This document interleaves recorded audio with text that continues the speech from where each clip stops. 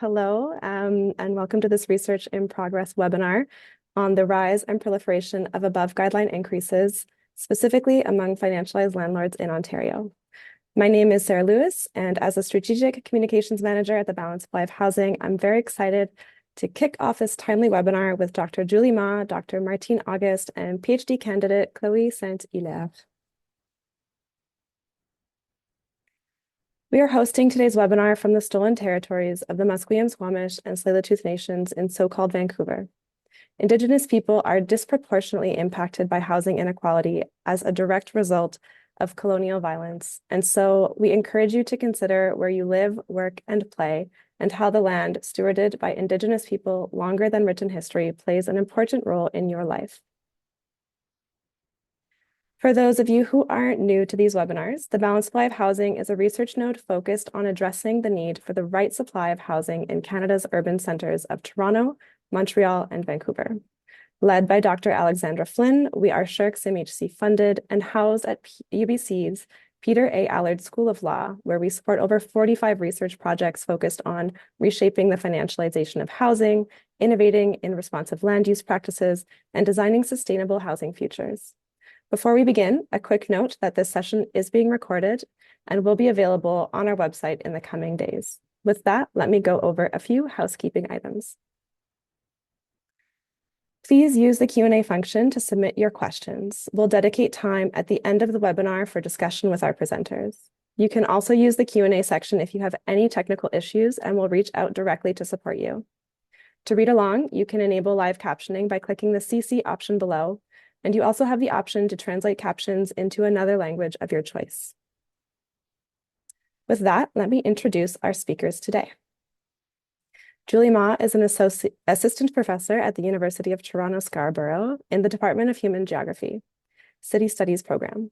Her research examines issues of housing affordability, gentrification and displacement, direct and indirect, evictions, and the planning mechanisms that can be employed to address spatialized inequities.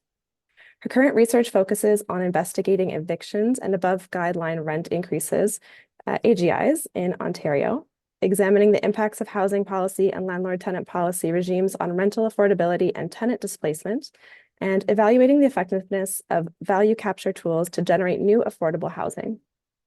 Dr. Martine August is an associate professor in the School of Planning at the University of Waterloo. Her research focuses on the political economy of housing and the pursuit of urban social justice, exploring themes related to gentrification, displacement, community organizing, public housing redevelopment, and the politics of social mix. Her current research examines the financialization of rental housing and seniors housing and the ways that inclusionary zoning paradoxically promotes displacement. And we also have Cloé St-Hilaire, who is a PhD candidate in planning at the University of Waterloo, where she holds a Vanier Canada Graduate Scholarship. Chloe's research interests center around housing justice, financialization, digital technologies, big data methods, and critical planning. Her thesis, Financialization and Digital Divide in Canada, looks at the relationship between digital technologies such as surveillance tech and revenue management software and the rise and proliferation of financialized landlords in Canada's rental housing sector. With that, let me hand it over to my colleague and BSH Research Manager, Alina McKay, for a brief introduction to our research on evictions. Thank you, Sarah. And thanks to Cloé, Martine, and Julie for joining us today. Just a quick overview of BSH research on evictions to date. So at the Balanced Supply of Housing, we've been researching evictions for the last 6 years, and we've made significant contributions to the field of eviction research in Canada. This work is going to be compiled into a book that will be forthcoming, and Julie, Martine, and Chloe's chapter will be included in that. So this is just a sneak peek at that exciting work. The work really starts in 2023 when we had 3 major publications, including Cloé, Michael, and David Wetschmuth's article that was published in the Journal of the American Planning Association, High Rises in Housing Stress, Big Data Analysis of Rental Housing Financialization. This was followed by Craig Jones and Silas Zarab's also work on updating their analysis of forced moves using 2021 Canadian Housing Survey data that was published in the report estimating no-fault evictions in Canada Understanding BC's disproportionate eviction rate in the 2021 Canadian Housing Survey, which garnered considerable media attention. We also released the report Filling the Gaps, Evictions and Government Policy in Metro Vancouver during COVID-19, which explored the role that emergency measures played in decreasing housing insecurity during the pandemic, as well as the raise in evictions following that. This was followed by the release of Sean Grisdale's Toronto Filling the Gaps report that was based on the analysis of over 385,000 eviction filings in the Greater Toronto Area over a 10-year period, where it was found that alarming patterns of eviction were especially within financialized landlords and within racialized communities. Just this month, Dr. Nimoy Lewis and Dimitri Pano and Richard Meran published an article in the International Journal of Urban and Regional Research, Financialized Violence in Toronto's Rental Market, Eviction Rates in Majority Black Renter Communities, that also shares patterns with Sean Grisdale's paper, where there's alarming eviction rates, especially in Black majority areas with financialized landlords. While this work has looked at evictions using a variety of different data sources, Julie, Martine, and Chloe bring in a unique lens by zooming in on above guideline increases and their use by financialized landlords. It is my pleasure to now turn it over to them. Thank you. Thanks, Leanne. So I'll share my screen.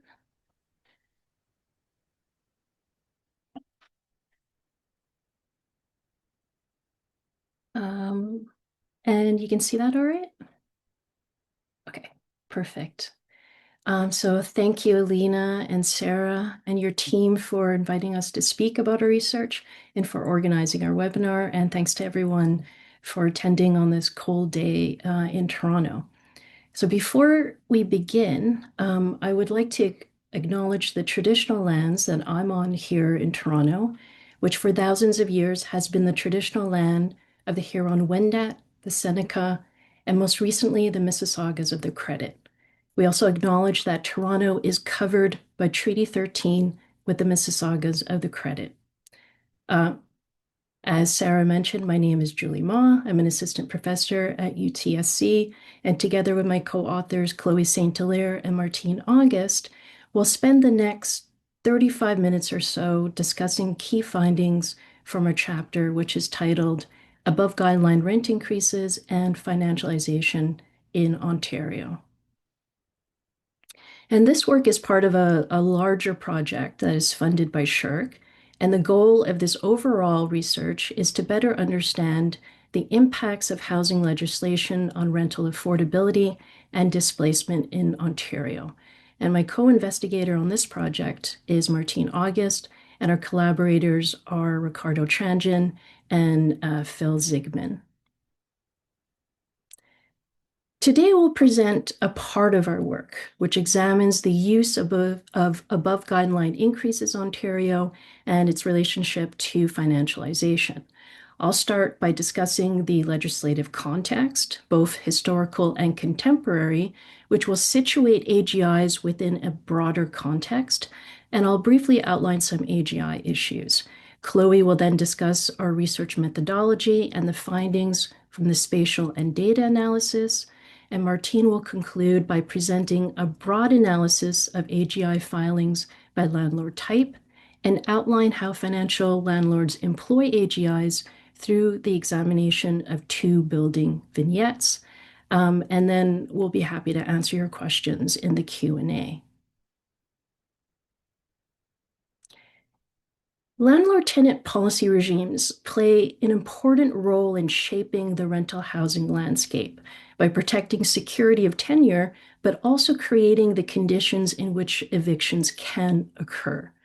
For example, strong rent control legislation preserves affordability and prevents economic evictions by providing a safeguard against unexpected rent increases, which helps promote housing stability.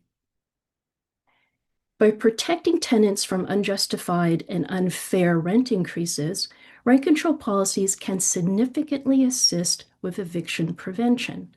Rent control can be simply defined as a set of rules or laws that limit how much a landlord can increase rent for existing tenants, which helps to keep housing costs more predictable. However, this effectiveness is undermined if loopholes exist. And one well-known loophole is the use of AGIs, or above guideline increases. AGIs essentially enable landlords to increase rents above what would legally be allowed in a rent-controlled building, which can lead to evictions as tenants become increasingly unable to afford the higher rents.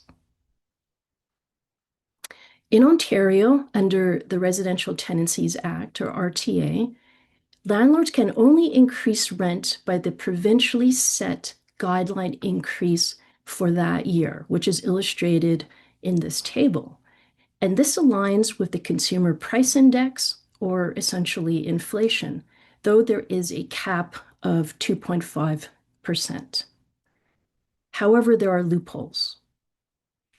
These controls are lifted if a unit becomes vacant, and it doesn't apply to new rental units occupied after November 15th, 2018. So in these newer units, landlords may raise the rent by any amount once a year. This exemption is highly significant given recent patterns of housing construction. For example, in the City of Toronto between 2019 and 2024, over 30,000 purpose-built rental units and over 143,000 condo units were completed. If we assume that 44% of these condo units were rented out, and this is based on 2020 StatsCan estimates, then this translates to an estimated combined total of over 93,000 rental units just in the City of Toronto that are currently exempt from rent control. This means that a growing share of the province's private rental stock is outside the scope of rent control, which significantly erodes affordability protections for tenants. So it's important to know how we got here. An early form of rent control and AGIs first appeared in Ontario in 1975 with the introduction of the rent review system. And this established a maximum limit of 8% on annual rent increases, which was later reduced to 6%, although higher percentages or above guideline increases were allowed based on cost pass-through and landlord hardship.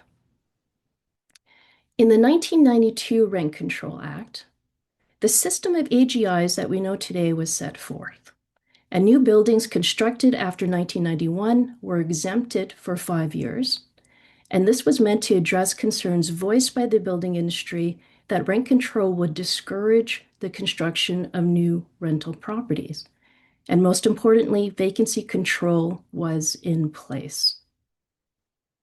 When the Mike Harris Conservative government came into power, they repealed the Rent Control Act and enacted the Tenant Protection Act, or TPA, in 1997, and this eliminated vacancy control and made the 1991 building exemption permanent instead of being a 5-year exemption. And importantly, despite the introduction of vacancy decontrol, the AGI system remained. In 2017, the Liberals removed the 1991 exemption and made one change regarding AGIs, namely that utilities were removed as a reason for an AGI. And in 2018, the PCs introduced the 2018 exemption. So under the 1992 Rent Control Act, the AGI system was maintained to help landlords pay for major capital expenditures, such as replacing an old roof. And in allowing landlords to apply for AGIs, the NDP government was trying to strike a balance between the need for landlords to repair Ontario's aging rental housing stock and the public goal of ensuring sustained affordability for tenants. The NDP housing minister at the time, Evelyn Gigantes, made this comment: "There aren't many legitimate costs which cannot be recovered by this flexible system. And for those very few, very expensive repairs which cannot be completely recovered through rent increases, the tenants will still have paid a substantial amount toward the cost of the repair. In such a situation, the tenants would have paid their share, and the landlord would also have a share to pay. Put simply, it is a cost of doing business. At the end of the day, the building belongs to the landlord, which for the most part has been paid for by the tenants. Giganti's quote articulates well an argument often made by contemporary tenant organizers and housing activists, namely that tenants pay for the repair and upkeep of an asset that is ultimately owned by the landlord, who will then reap significant profits when the building is sold. Now, to situate Ontario's rent control regime nationwide, this table shows the provinces that have or don't have rent control in place, and whether loopholes exist to chip away at the effectiveness of rent control to preserve affordability and help prevent economic evictions. And we see that just over half of provinces and territories have some form of rent control. And among those jurisdictions, PEI appears to have the strongest rent control with no exemptions and vacancy control in place. So vacancy control is a key factor in the strength of a rent control regime. It places limits on how much a landlord can raise rent between tenancies. In jurisdictions with rent control but no vacancy control, such as BC, New Brunswick, Ontario, and the Yukon, once a tenant leaves, landlords are free to rent the unit at whatever amount the market will bear. And this dynamic creates a strong financial incentive to push out existing tenants to reap higher rents. Lack of vacancy control renders long-term tenants paying below market rents particularly vulnerable. It also means that over time, affordable units are steadily lost to regular turnover, especially in gentrifying areas. And we also see finally that provinces with rent control all have some sort of AGI system in place. Okay, now to get to the contemporary practices. Under Section 126 of the RTA, landlords can apply to exceed the rent increase guidelines for 3 reasons. 1, an extraordinary increase in municipal taxes and charges.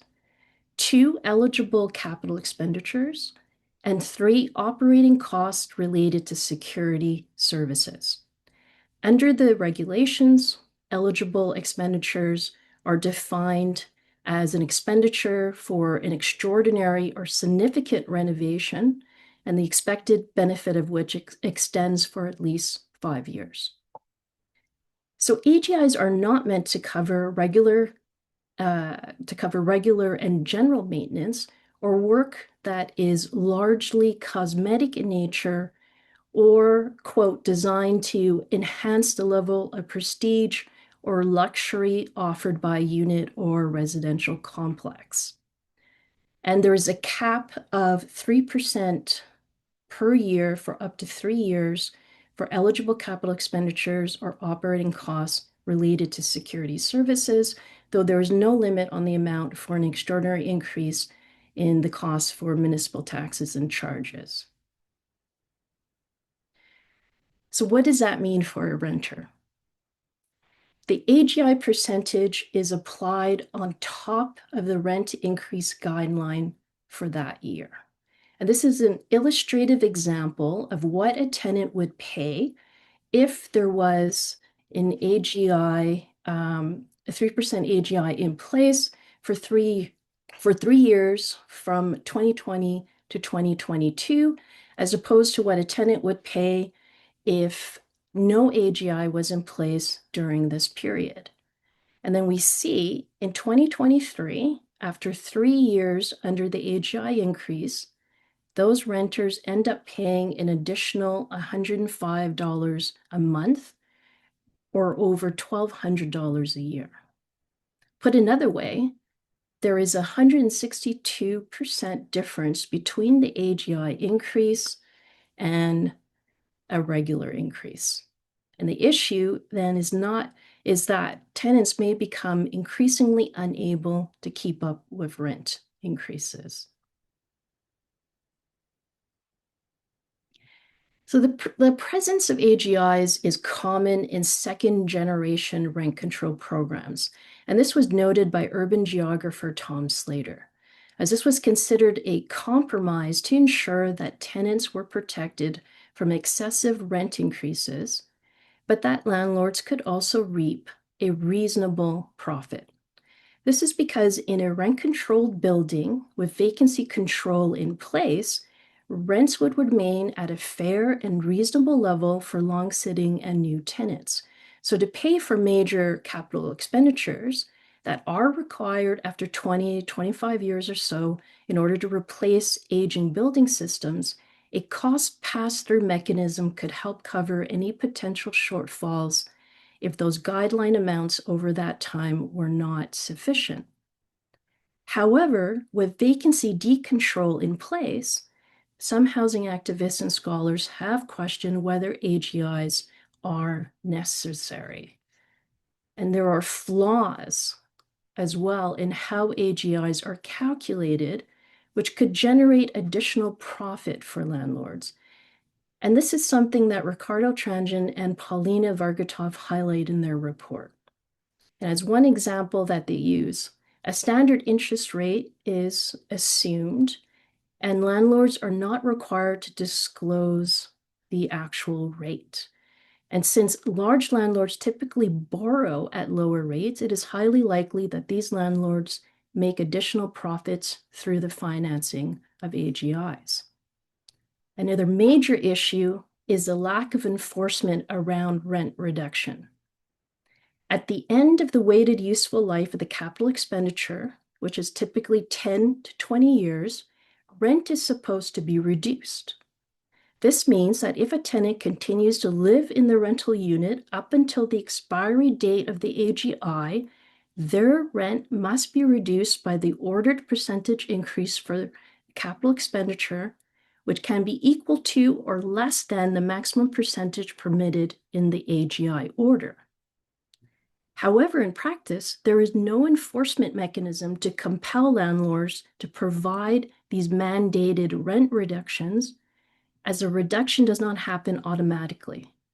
Further, it does not appear that the LTB, the Landlord and Tenant Board, tracks the expiry of AGIs to ensure that landlords comply with their obligation, and there's no notification sent to tenants to inform them that they are entitled to collect a rebate.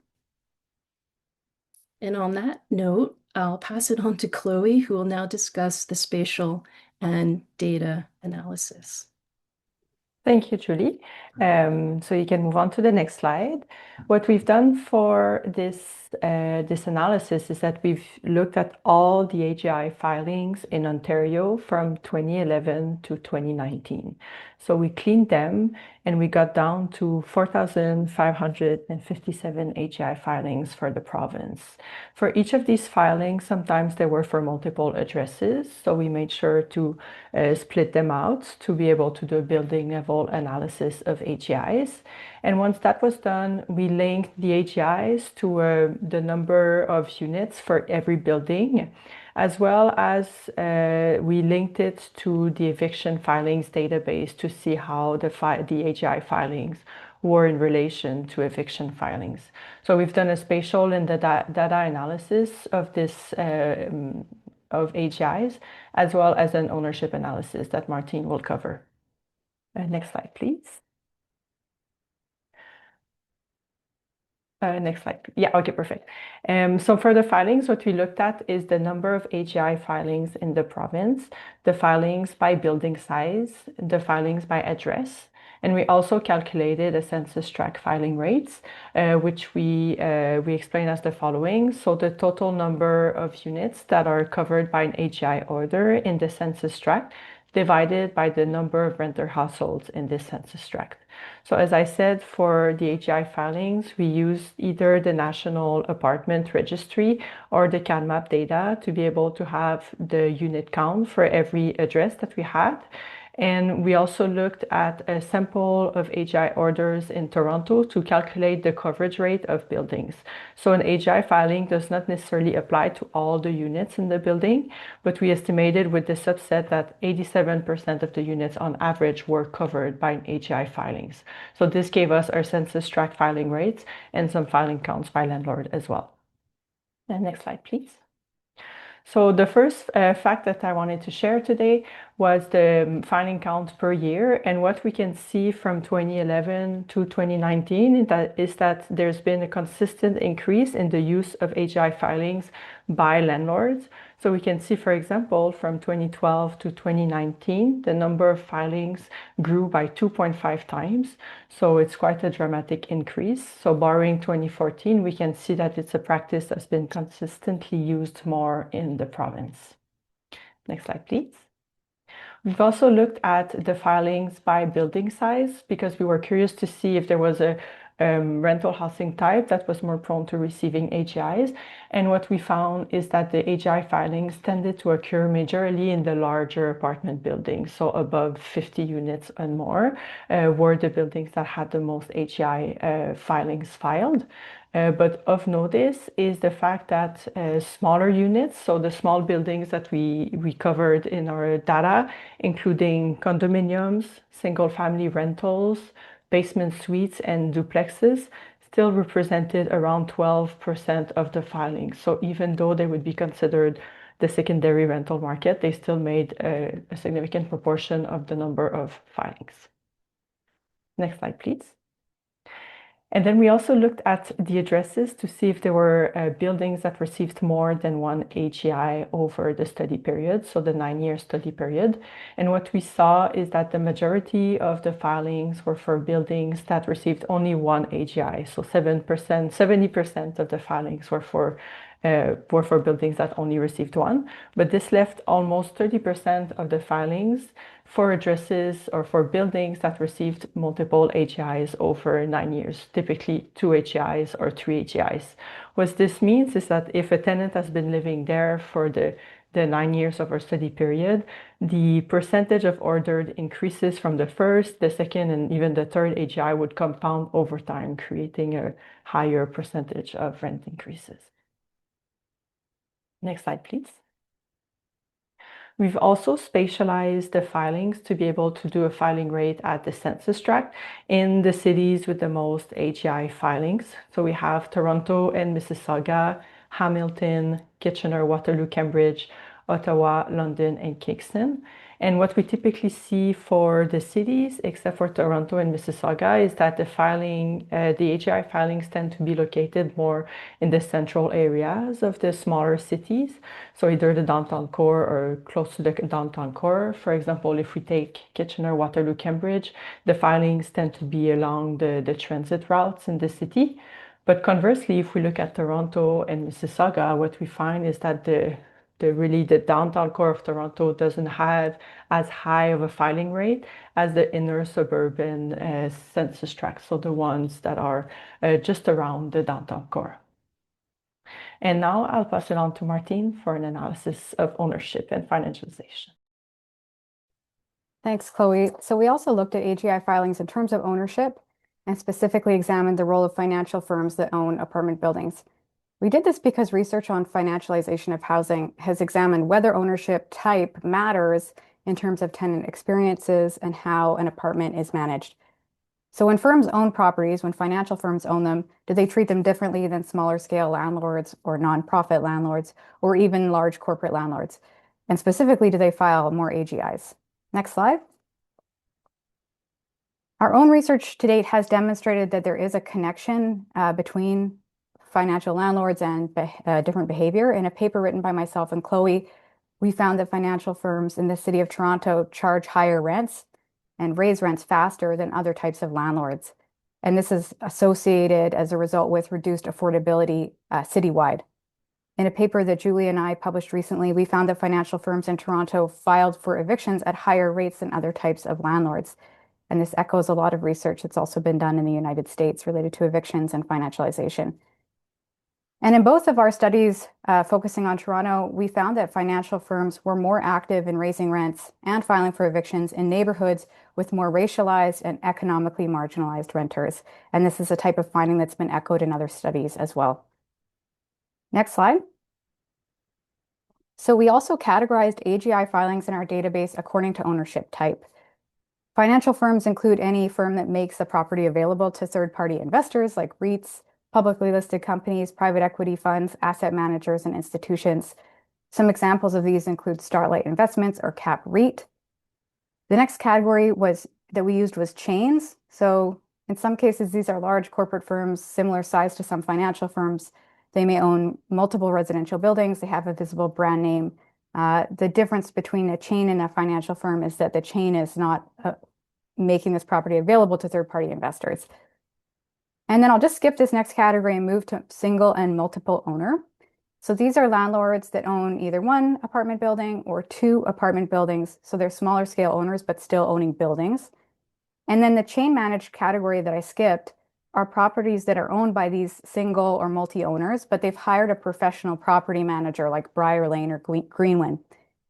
And these types of property management firms can execute more sophisticated property and asset management strategies, and then allow these smaller scale landlords to act more like bigger corporate landlords or financial firms. So what we expect is that chain managed properties are going to be a bit different than mom and pop owned properties when they're doing their own management. And then this category secondary rental market refers to owners of secondary market units. So this is rented condos, rented houses. These are typically small scale owners, not owners who are buying entire apartment buildings, but that are buying a condo unit and renting it out. Okay, next slide, please. So what we found does demonstrate a link between financialization and the more aggressive use of AGIs. In our study period, we found that financial firms were responsible for the greatest proportion of AGIs. About 49% of all units affected by AGI applications were in buildings owned by financial firms. And we think this is disproportionately high compared to the number of units likely owned by financial firms over this time period. And then you can see chains were next with almost 30%, followed by chain managed properties, which were much higher than the single owner and multiple owner as we suspected that they would be. We also found that AGI filings are very concentrated among big landlords, that the top 10% most frequent AGI filers were responsible for 47% of the units affected by AGIs. And the biggest filers were largely financial firms, including Starlight Investments, which is Canada's largest landlord, CAP REIT, and Minto REIT, which is very aggressive when applying for AGIs. Next slide. We think that financial firms are more aggressive in terms of filing for AGIs because they are structured to maximize value for investors and shareholders, and more aggressively pursue profits using a range of sophisticated strategies. When it comes to AGIs, these firms are using them as a revenue generation tool. This is not a question of being made whole for renovations that they cannot otherwise afford. It's not about trying to get their buildings up to code or to ensure structural integrity, some of these things that Julie mentioned earlier as the ostensible goals for AGIs. But really, this is a question of strategically using above guideline increases as a loophole that allows for rent increases in occupied properties. And the goal here is a growth in the company's bottom line. So you can see here that financial firms view AGIs in this way. CAP REIT has explicitly described them as a way to increase monthly rents. And they specify that they use them when market conditions allow. So again, this isn't about this pressing need to recoup costs. It's about whether the prevailing rents in the local market will make it worth their while to carry out some upgrades that will end up generating more revenues than the upgrades cost. So the AGIs in this case are pursued to return more profits than are invested in the upgrades. And this is why we see the sophisticated financial firms using more of these. It's part of their revenue generation strategy. It also adds insult to injury. So not only are AGIs being caused not by hardship on the landlord's part, they are actively gaining more from using AGIs, and then tenants are the ones who pay the costs. So in some ways, we could say that they're really perverting the intended use of the AGI. This idea that a landlord who can't otherwise maintain their building in a livable condition needs to be incentivized to make needed investments and then pass those costs on to the tenants. We can debate whether that's a good policy goal in the first place, but either way, that's not what's happening with AGIs today. And then I have another quote here to illustrate the same point that InterRent REIT makes, and they talk about AGIs as part of their approach to generating higher revenues, which they call part of their repositioning effort. Next slide, please. In our chapter, we wanted to look at some properties in more detail. This one, which we call the Crosstown Towers, was one of the buildings that received multiple AGI applications, 4 applications in just 5 years, although one of these was later withdrawn. This building is located in Toronto's Weston neighborhood, which has a high proportion of Black renters, also a high level of seniors and low-income households when compared to the city of Toronto as a whole. This building was sold in 2013 to Starlight Investments, and the company applied for AGIs in quick succession, totaling almost 11% over these years, and that is charged on top of the annual guideline increases. You can see the AGIs were pursued for many things, including upgrades to balconies, parking garage, roof repairs, and boiler upgrades. I think a lot of tenants would recognize the balcony repairs here as a common upgrade that gets used with AGIs. It's also extremely disruptive, so I just want to speak to the impacts that this has on people living in these buildings. So just looking at balcony repairs on their own, this can lead to people not being able to use their outdoor space for many, many months, sometimes even more than that. They have to keep their windows closed because the dust is coming in. It's extremely noisy and disruptive to have this level of renovation happening in your building. And that kind of applies to a lot of the renovations that are being done through AGIs. So following this kind of like destabilizing renovation processes that make life miserable in these buildings, people actually then get a rent increase when they feel like they should be deserving of a rent decrease. So just to speak to some of the impacts of these upgrades. And we also recall Julie's review of the legislation. AGIs aren't meant to be enhancing the prestige or the look of a property. That's not the intended goal, which we can sometimes, if there's a question as to whether or not that's what some of these expenses are for. Next slide. So you can see here how the rent has changed over time. AGI filing data shows that there was $100 a month, about $200 increase in just a few years as a result of AGIs. And then by 2022, we can see that the asking rents for this property are more than double what the 2014 rent was. So this is just massively increasing what tenants are being asked to pay and arguably contributing to processes of gentrification and displacement in this once affordable neighborhood.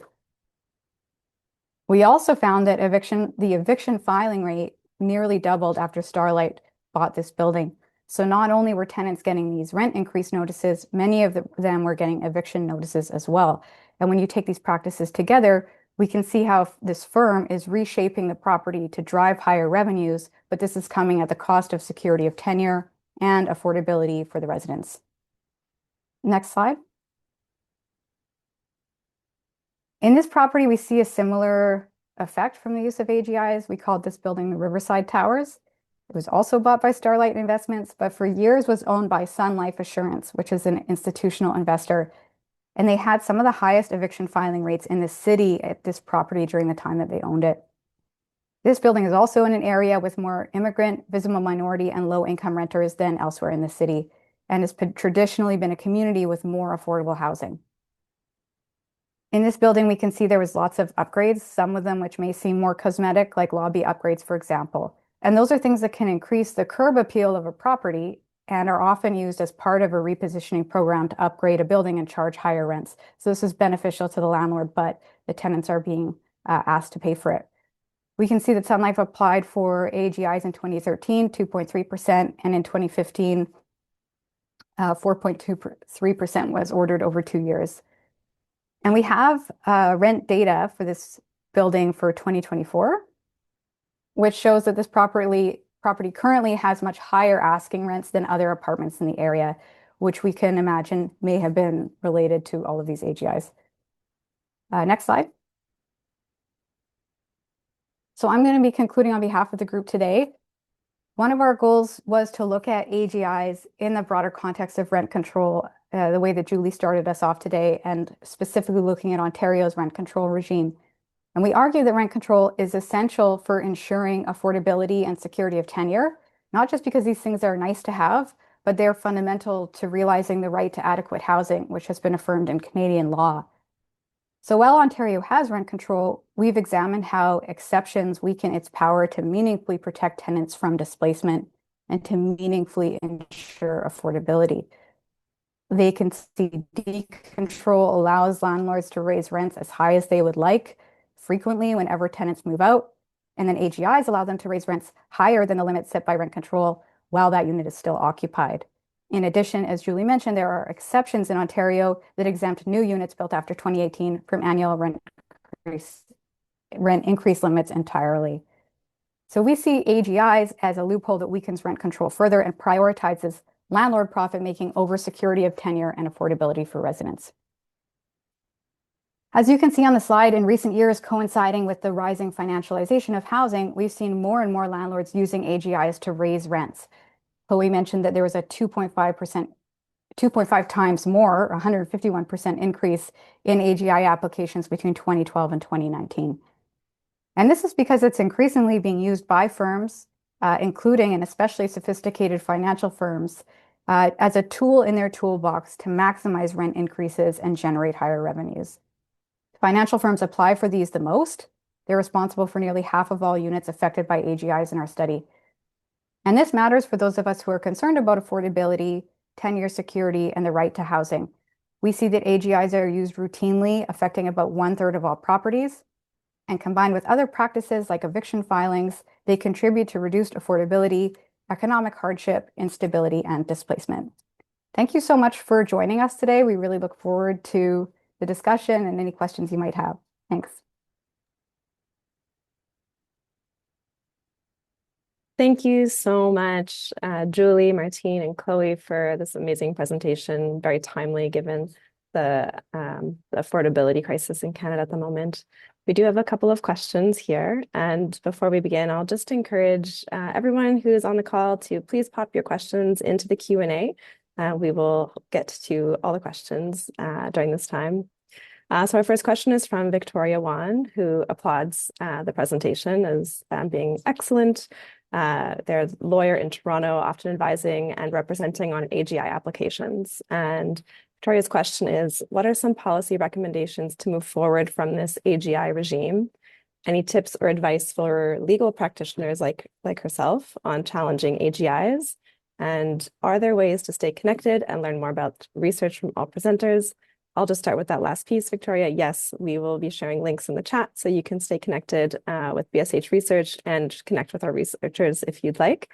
And I'll leave the rest of the questions to the three of you.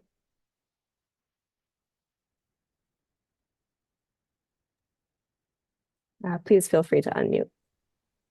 Yeah, I'll start and then Martine and Chloe, if you can then jump in after.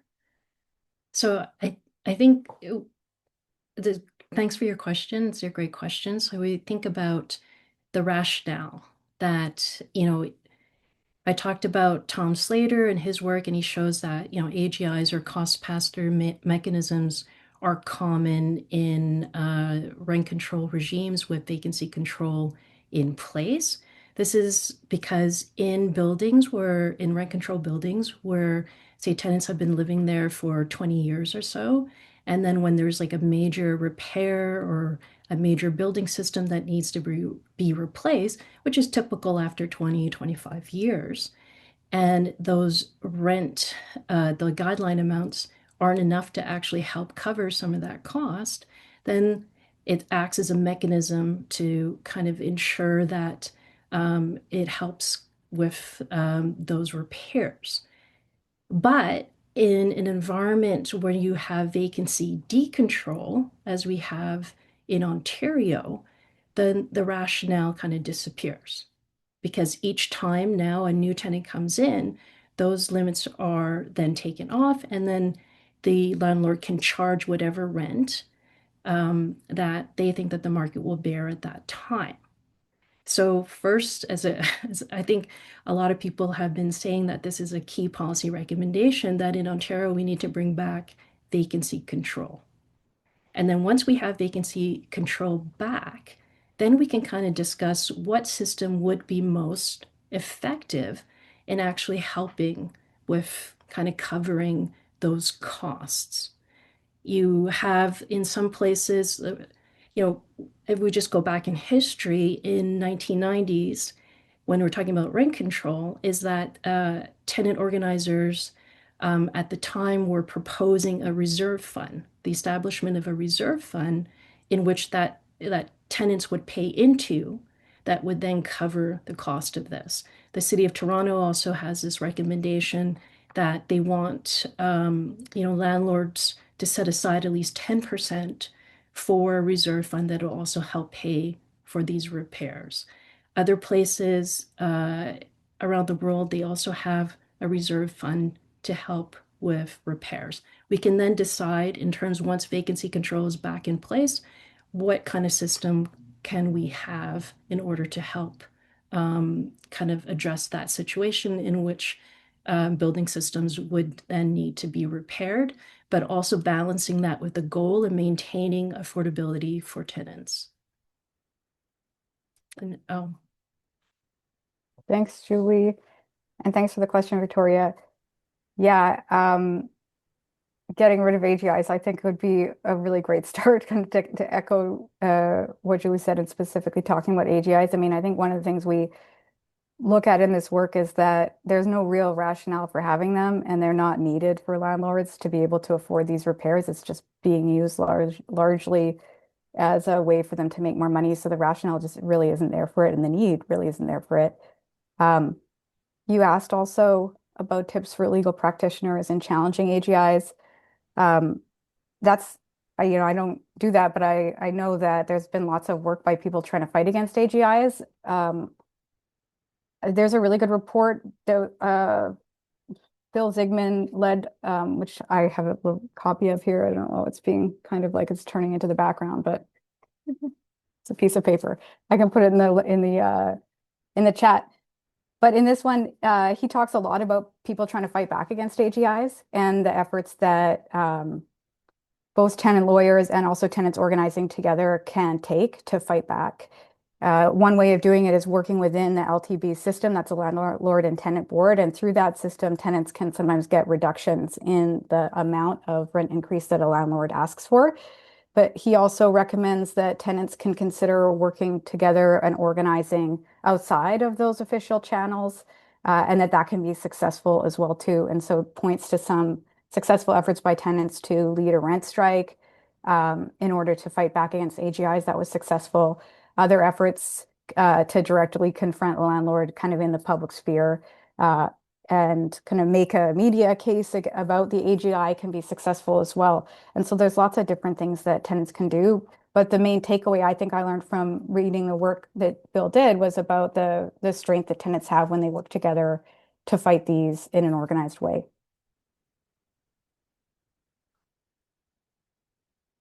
Thanks. Cloé, do you have anything to add to this question? No? All right.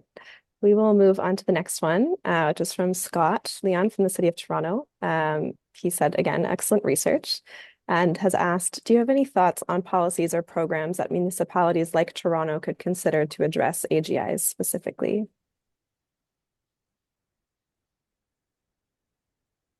God, I want to know if you have ideas for this. I don't know, Julie or Chloe, do you have thoughts?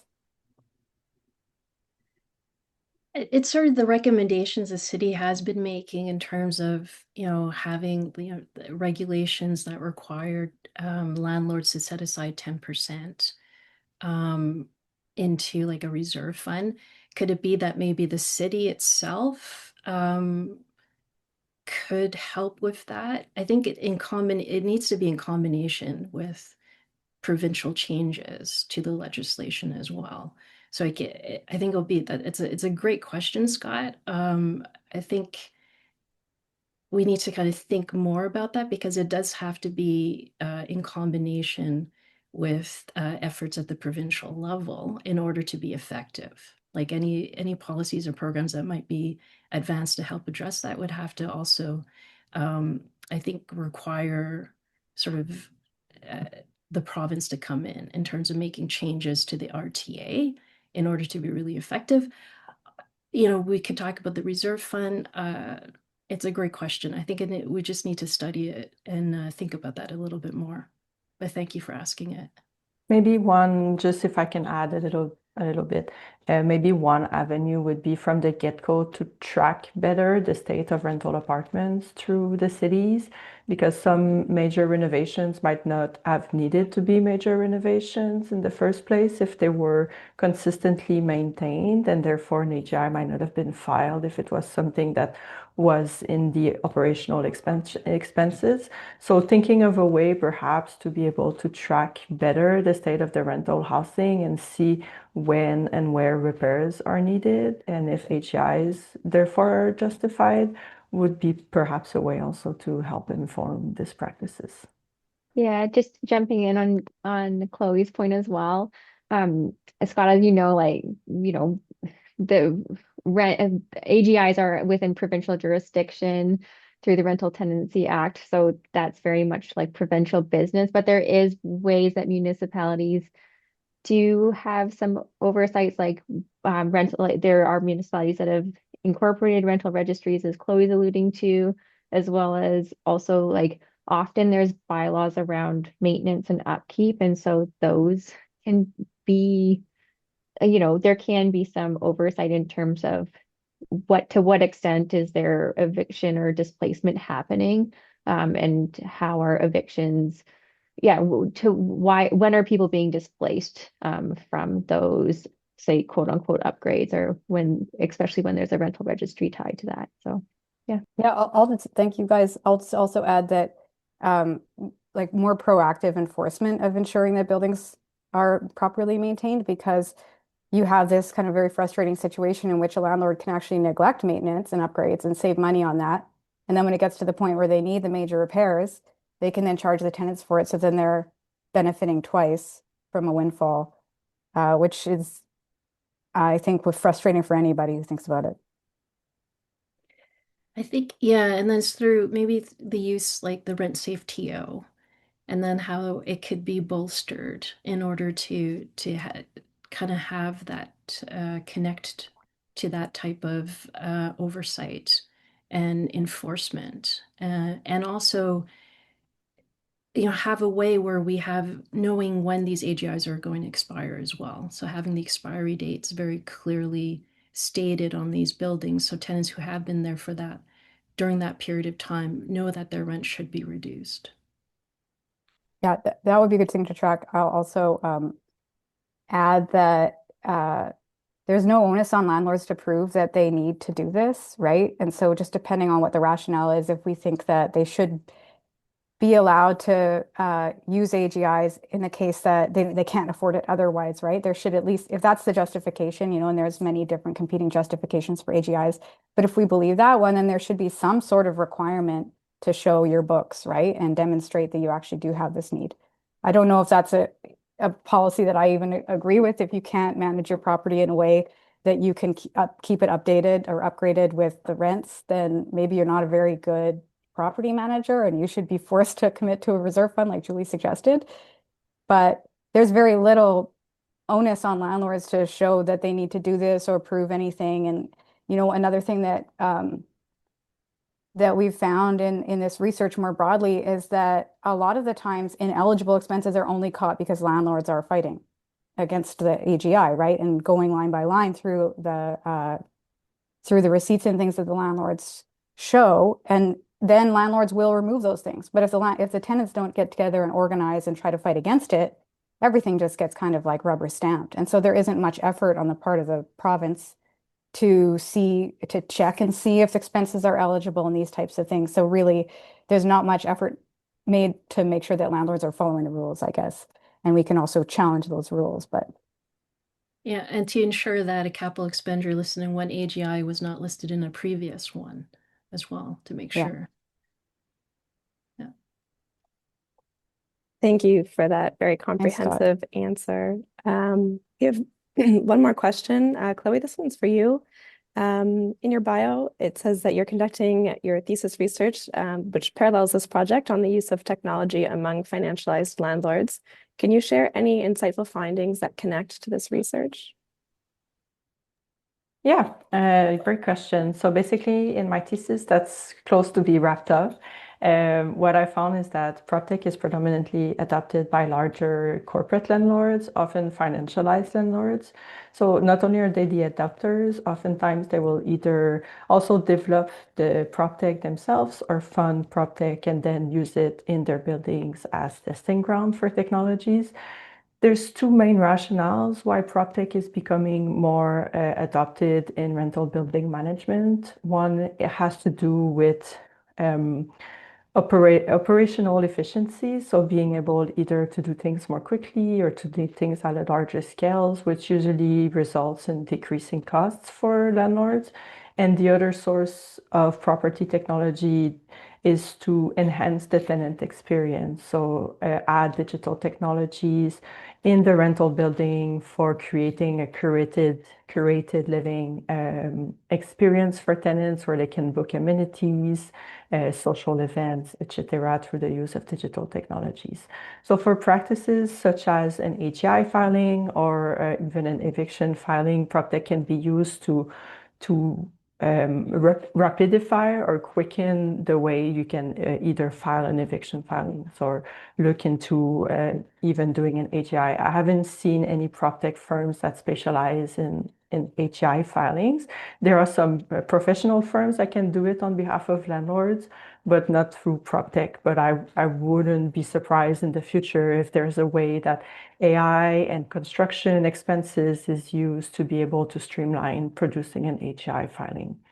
It's still to be checked, but we can see how these processes also are automated and make it a bit harder for tenants to contest them when the time comes. Thank you for sharing that, as dystopian as it might be. Well, thank you everybody for joining us today. If you'd like to revisit this research in progress webinar, you'll be able to find the recording on our website in the coming days. We encourage you to reach out to any of us or our speakers if you have further questions. To learn more about BSH research, including today's research topic and other research areas, please visit bsh.ubc.ca and stay up to date with all things balanced supply of housing by signing up for our newsletter or following us on social media, links to which you can find in the chat.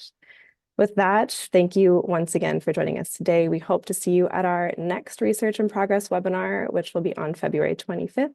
On accessible housing needs in Canada. More info on which you can find on our website.